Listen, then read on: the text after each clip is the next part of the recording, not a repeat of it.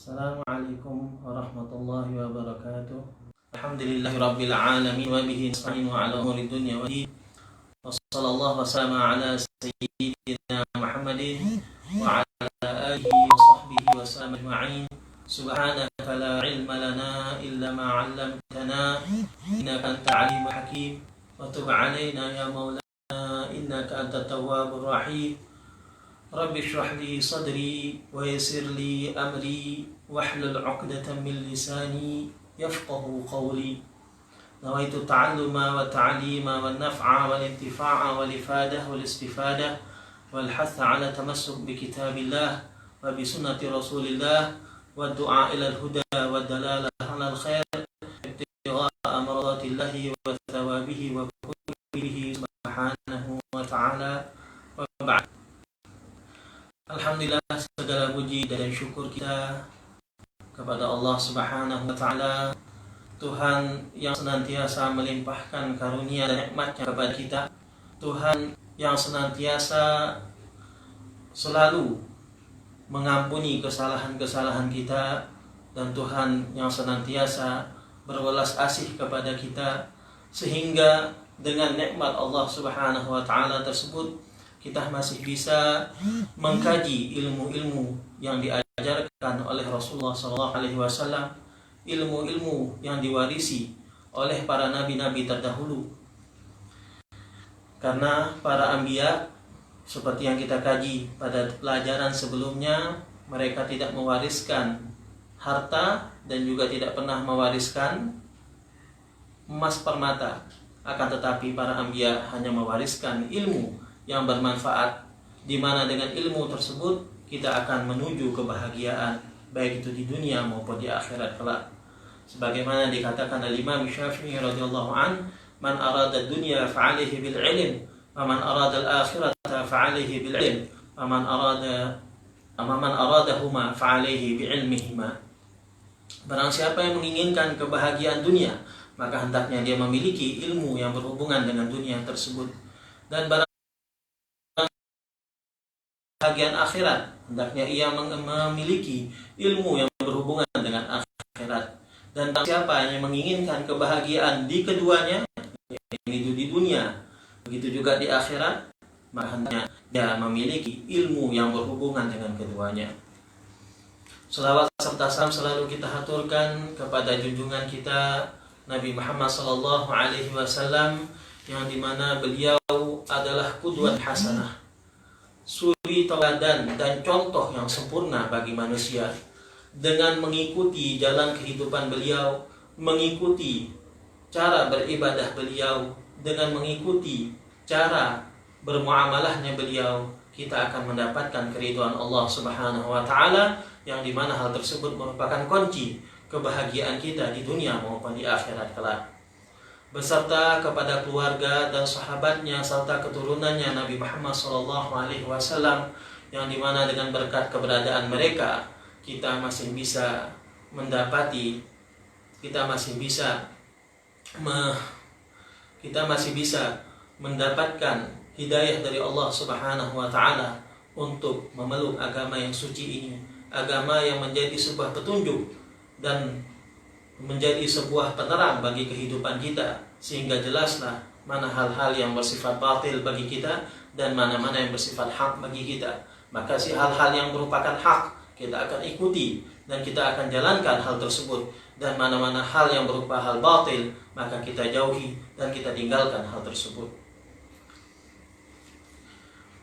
Ma'asyiral hadirin rahimakumullah, pada hari ini insyaallah kita akan mengkaji Muqaddimatul Mu'allif, yaitu pembukaan yang disebutkan oleh mu'allif pengarang kitab ini rahimahullah ta'ala.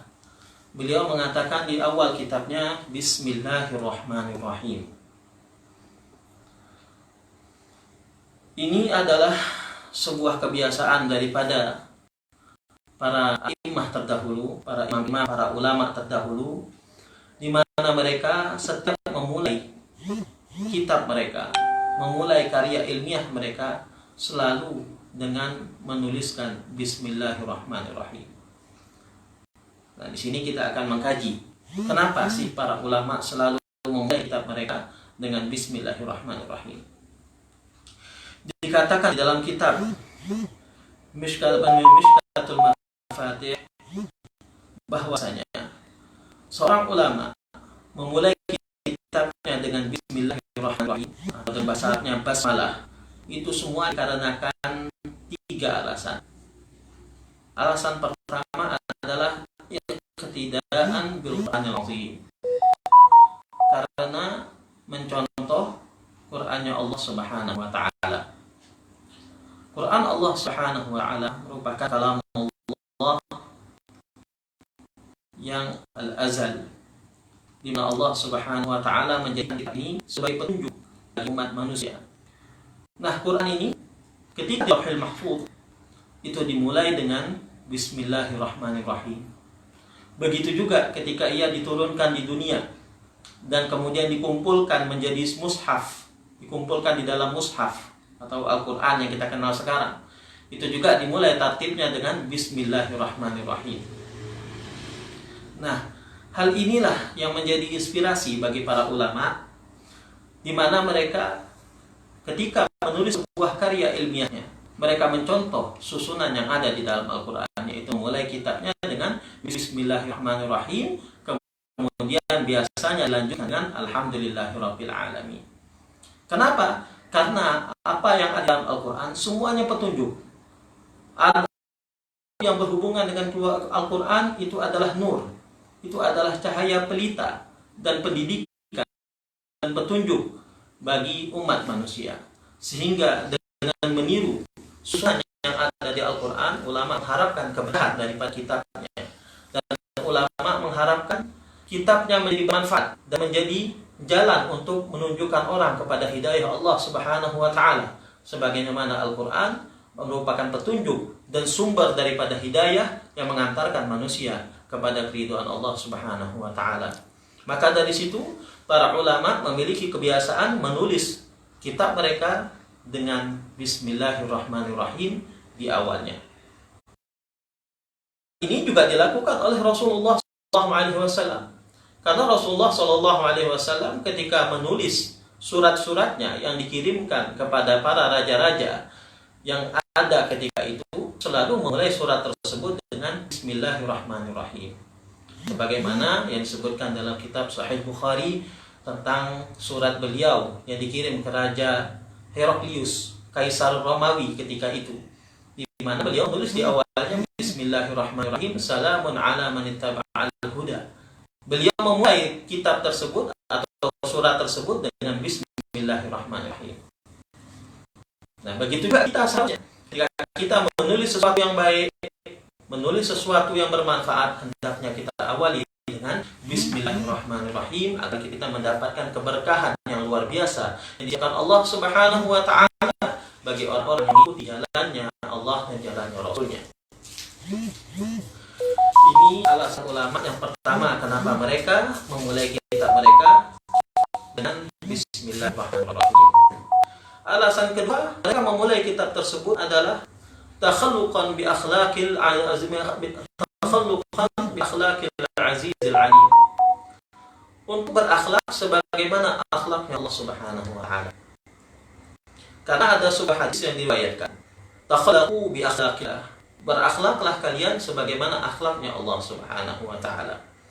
Dan ulama mengatakan, wala syakka anna 'adatahu ta'ala fi ibtida'i kulli suratin al-ityanu bil basmalati siwa bara'ah fa nahnu ma'muruna bihi.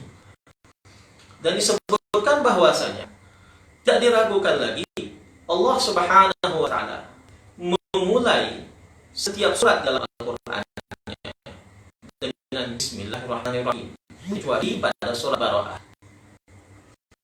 Nah, seakan-akan dengan hal tersebut Allah Subhanahu wa taala juga mencontohkan pada manusia bagaimana seharusnya memulai daripada sebuah tulisan, bagaimana seharusnya memulai dari sebuah kitab. Hendaknya dimulai dengan Bismillahirrahmanirrahim. Dan hal ini menjadikan kita juga diperintahkan untuk memulai semua yang kita tulis, semua yang kita kaji dengan Bismillahirrahmanirrahim. Dan alasan Alasan ketiga dan yang sangat penting adalah ikhtifa'an linnabiyil karim.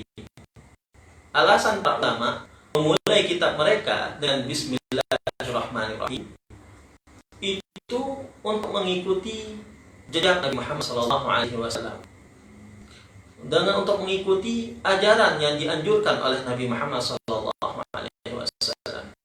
Karena Nabi Muhammad SAW mengatakan dalam sebuah hadis, kullu amrin dhi balin la yubda'u fihi bismillahirrahmanirrahim fahuwa aqta'.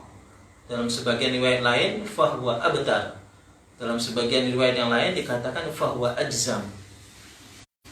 Di sini Rasulullah SAW mengatakan kullu amrin dhi balin, segala perkara dhi balin, yang memiliki suatu kemuliaan sehingga diperhatikan oleh syariat, sehingga sesuatu tersebut memiliki perhatian khusus daripada syariat Allah Subhanahu wa taala. Bagaimana maksudnya perlakuan khusus atau perhatian khusus? Maksudnya adalah sesuatu tersebut dianjurkan oleh Allah Subhanahu wa taala, atau sesuatu tersebut diperbolehkan oleh Allah Subhanahu wa taala dan tidak dilarang di dalam syariat. Contoh yang dianjurkan seperti nulis kitab-kitab ilmu agama. Dan contoh daripada yang diperbolehkan seperti hal-hal yang mubah, yang dimana bermanfaat bagi manusia, seperti makan, minum, dan lain-lainnya. Ini semua disunnahkan kita harus memulainya dengan Bismillahirrahmanirrahim. Karena kalau tidak dimulai dengan Bismillahirrahmanirrahim, seperti kata Nabi tadi, wa kullu amrin dhi balin la yubda'u fihi, tidak dimulai di dalam sesuatu tersebut Bismillahirrahmanirrahim, dengan Bismillahirrahmanirrahim, maka sesuatu tersebut fahuwa aqta', bagaikan hewan yang buntu, atau bagaikan manusia yang terpotong kedua tangannya. Artinya apa? Artinya sesuatu tersebut walaupun pada hakikatnya sempurna. Contohlah kita nulis sebuah kitab, atau mungkin kita sedang makan makanan yang lezat. Walaupun kitab yang kita tulis itu jadi sempurna dan lengkap pembahasannya dari awal sampai akhir, atau makanan yang kita makan itu semuanya lezat-lezat, semuanya enak-enak, semuanya bergizi, akan tetapi hal tersebut lepas atau kurang daripada barokah, kurang keberkahannya. Nah, kalau namanya sudah kurang keberkahannya, maka tidak akan ada kebaikan pada barang tersebut. Malah, na'udzubillah, bisa saja mendatangkan keburukan bagi kita. Maka hendaknya di sini, ketika kita memulai sesuatu yang baik, memulai sesuatu yang diperhatikan oleh syariat, sesuatu yang dianjurkan oleh syariat, perbolehkan oleh syariat, maka hendaknya kita selalu memulainya dengan Bismillahirrahmanirrahim. Agar apa? Agar kita mendapatkan keberkahan daripada Bismillahirrahmanirrahim, dan sesuatu yang kita lakukan tersebut menjadi berkah dan mendekatkan diri kita kepada Allah Subhanahu wa taala, menjadikan sebab kita dengan hal tersebut menjalankan apa-apa yang diperintahkan oleh Allah Subhanahu wa taala. Karena kalau yang namanya makan, seperti makan saja contohnya, yang semua dari kita melakukannya setiap hari, kalau sudah makanan tersebut menjadi barokah, kalau yang namanya makanan tersebut sudah menjadi bernilai di sisi Allah Subhanahu wa taala, maka makanan tersebut akan memberikan kita energi untuk menjalankan ketaatan-ketaatan kepada Allah Subhanahu wa taala. Berbeda halnya ketika makanan tersebut jauh dari keberkahan, maka makanan yang masuk tersebut bukan akan kurang daripada, maka makanan yang kita konsumsi tersebut malah akan membawa kita semakin malas melaksanakan ibadah kepada Allah Subhanahu wa taala. Semakin berat badan kita untuk melaksanakan taat kepada Allah Subhanahu wa taala, makin malas sholat, makin malas baca Quran karena ngantuk, perut kekenyangan dan lain-lainnya. Malah na'udzubillah, nah, ini adalah tanda-tanda kurangnya barokah. Maka bagaimana kita ingin makan kita itu barokah? Hendaknya dimulai dengan Bismillahirrahmanirrahim. Kemudian juga ada sebuah hadis yang diriwayatkan dari Rasulullah SAW, yang dimana beliau menyabdakan dalam hadis tersebut, awwalu ma katabahu qalam Bismillahirrahmanirrahim. Hal yang pertama yang ditulis oleh Allah Subhanahu wa taala dengan al-qalam. Al-qalam tersebut adalah suatu alat yang ada di Lauhul Mahfuz, yaitu apa? Bismillahirrahmanirrahim. Bismillahirrahmanirrahim. Maka faidza katabtum kitaban, apabila kalian menulis sebuah tulisan, faktubuha awwalahu, maka hendaknya tulis Bismillahirrahmanirrahim tersebut pada awal kitab itu. Wahya miftahu kulli kitab. Dan bismillah ini sesungguhnya adalah kunci daripada semua kitab yang diturunkan oleh Allah Subhanahu wa taala ke dunia. Allah Subhanahu wa taala akan menurunkan beberapa kitab dan beberapa suhuf kepada nabi-nabi terdahulu. Dan disebutkan dalam sebagian riwayat bahwasanya kitab-kitab yang diturunkan kepada nabi-nabi terdahulu semuanya dimulai dengan Bismillahirrahmanirrahim. Bahkan dikutip daripada kalamnya Syekh Abu Bakar At-Tunisi bahwasanya semua kitab-kitab ulama dari semua agama Samawiyah, baik itu daripada kalangan orang Yahudi, Nasrani dan agama-agama sebelumnya, yaitu agama-agama yang dibawa oleh nabi terdahulu, ulama-ulama mereka bersepakat bahwasanya semua kitab suci mereka yang asli pasti dimulai dengan Bismillahirrahmanirrahim atau yang sama dengan maknanya. Karena kitab yang ada di Al-Quran, keistimewaan yang ada di Al-Quran adalah Bismillahirrahmanirrahim dengan menggunakan lafaz Arab. Akan tetapi kitab-kitab terdahulu sesuai dengan bahasa mereka, bahasa Ibrani dan lain-lainnya, semuanya sama. Kitabnya pasti dimulai dengan hal yang semakna dengan Bismillahirrahmanirrahim, yaitu dengan nama Allah yang Maha Pengasih dan lagi Maha Penyayang. Maka dari situ hendaknya kita memulai segala sesuatu dengan Bismillahirrahmanirrahim. Jangan sampai kita tinggalkan. Di sini Rasulullah SAW menganjurkan kita memulai segala sesuatu dengan Bismillahirrahmanirrahim. Sebutkan wahya miftahu kulli kitabin unzila. Dia adalah Bismillah tersebut adalah kunci atau awal daripada semua kitab yang telah diturunkan. Walamma nazala alayya Jibril biha a'adaha thalathan. Dan ketika malaikat Jibril menurunkan Bismillahirrahmanirrahim itu kepadaku, kata Nabi Muhammad SAW, adaha thalathan, maka malaikat Jibril mengulanginya sebanyak 3 kali. Waqala, dan malaikat Jibril mengatakan, hiyalaka, bismillah ini adalah untukmu. Artinya suatu kalimat yang sangat bermanfaat untukmu.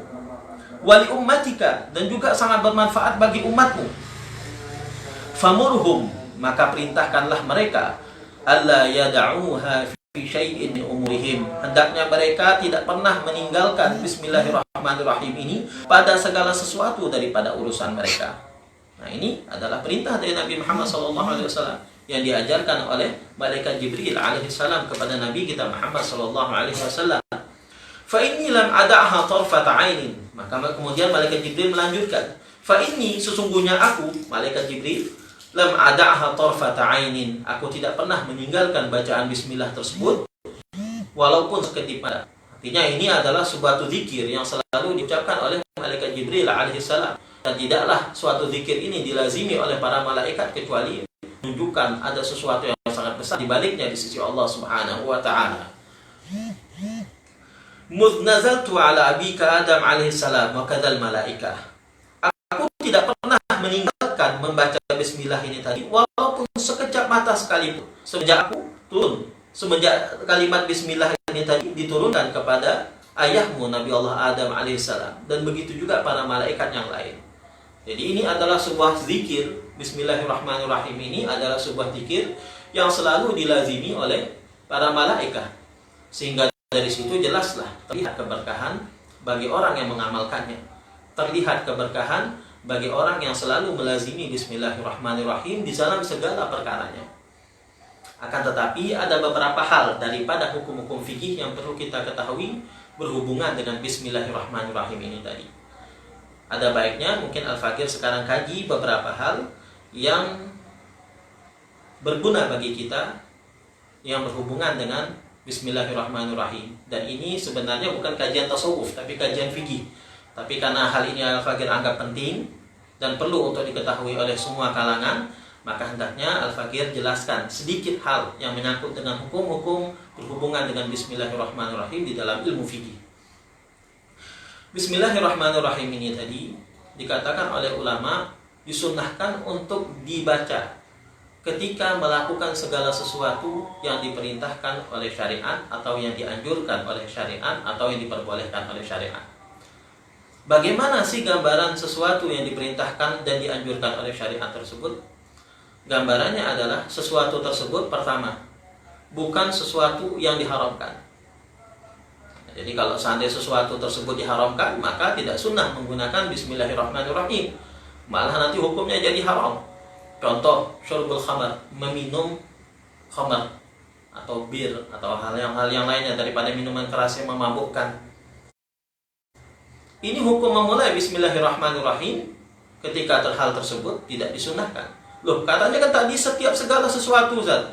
Maksudnya segala sesuatu yang diperbolehkan oleh syariat dan diperintahkan oleh syariat, bukan semua sesuatu. Jadi ini yang harus kita pahami. Maka di sini Al-Faqih ingin meluruskan, jangan sampai terjadi kesalahpahaman. Pertama, hendaknya sesuatu tersebut bukan sesuatu yang diharamkan oleh syariat. Jadi kalau kita memulai Bismillahirrahmanirrahim, jangan sesuatu yang diharamkan oleh syariat. Ini na'udzubillah, mau minum khamar, Bismillahirrahmanirrahim. Wah, ini double dosanya. Bukan dapat sunnah, tapi malah double dosanya. Yang pertama, dosa dia minum khamar, dan ini na'udzubillah, dosa minum khamar minal kabair, termasuk sab'atun mubiqat, 7 dosa besar yang bisa menjerumuskan pelakunya langsung ke neraka Allah Subhanahu wa taala. Nah, ketika kita seandainya ada seseorang yang mungkin tidak mengerti ilmu, tidak mengerti fikih, mau minum khamar, na'udzubillah, menggunakan Bismillahirrahmanirrahim, maka kesalahannya ada 2, double kesalahannya. Pertama, karena dia meminum khamar, ini kesalahan pertama. Dosa yang kedua adalah memulai minum khamarnya dengan Bismillahirrahmanirrahim. Ini juga dosa besar. Kenapa? Karena Bismillahirrahmanirrahim tidak boleh digunakan kepada sesuatu yang maksiat. Kenapa? Menjaga kemuliaan nama Allah Subhanahu wa taala daripada perkara-perkara yang nista, perkara-perkara yang tidak diridhoi oleh Allah Subhanahu wa taala. Bahkan kalau seandainya ada seseorang ingin melakukan sebuah lelucon sehingga dia pura minum khamar dan di awalnya pura-pura menyebutkan Bismillahirrahmanirrahim, sekedar niat lelucon saja atau niat melecehkan, ini otomatis orang tersebut akan menjadi murtad, na'udzubillah. Kenapa? Istihanah bi kalimatillah, karena telah menistakan dan mengentengkan kalimatnya Allah Subhanahu wa taala, dan ini berbahaya. Maka hati-hati.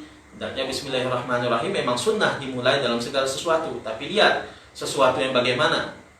Hendaknya sesuatu tersebut syaratnya bukan sesuatu yang diharamkan oleh Allah Subhanahu wa taala. Ini yang pertama.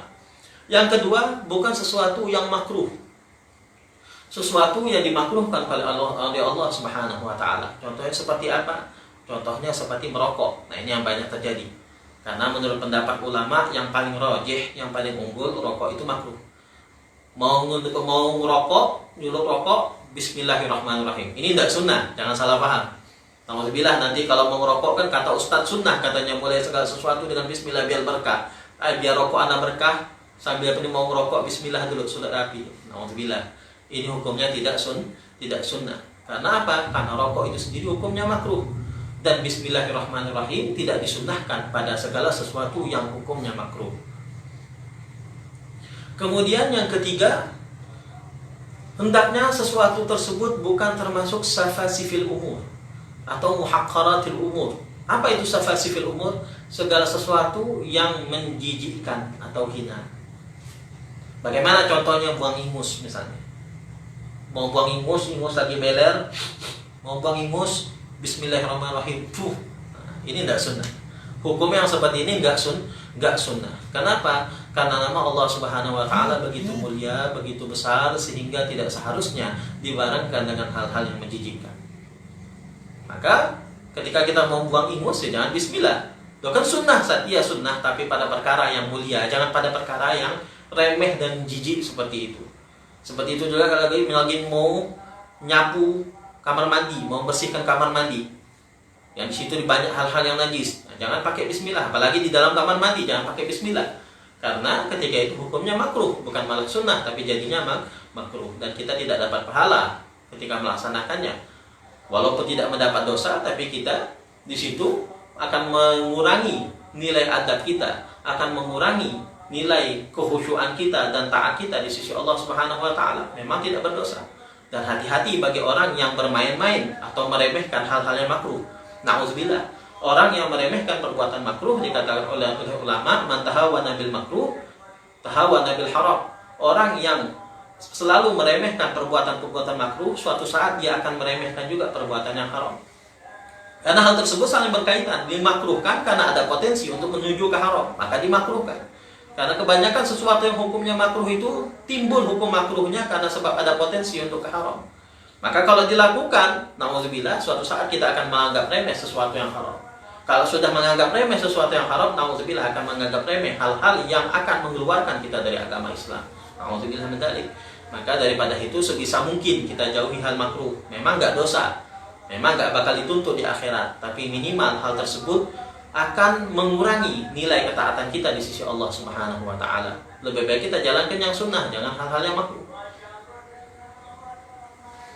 Seperti itu. Jadi intinya Bismillahirrahmanirrahim ini hendaknya dimulai harus memenuhi 3 syarat pertama, yaitu bukan sesuatu yang haram, bukan sesuatu yang makruh, dan juga bukan sesuatu yang menjijikkan.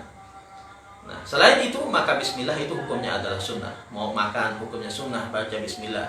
Pakai pakaian hukumnya sunnah, baca bismillah. Mau wudu, tapi ketika wudunya di luar kamar mandi ya. Ketika wudunya berada di tempat yang suci, bukan berada di tempat kamar mandi yang ada najisnya. Nah, itu juga sunnah memulainya dengan bismillahirrahmanirrahim. Sebelum kita mau wudu, disunnahkan baca bismillahirrahmanirrahim. Kemudian ulama menambahkan 2 syarat yang lain, yaitu pertama, hendaknya sesuatu tersebut bukan dzikir yang murni. Kalau dalam kitab fikihnya ad-dzikrul mahad, dzikir yang murni. Hendaknya sesuatu yang akan kita mulai dengan bismillahirrahmanirrahim tersebut bukan suatu dzikir yang murni. Bagaimana contoh dzikir yang murni dan bagaimana contoh dzikir yang tidak murni, Ustaz?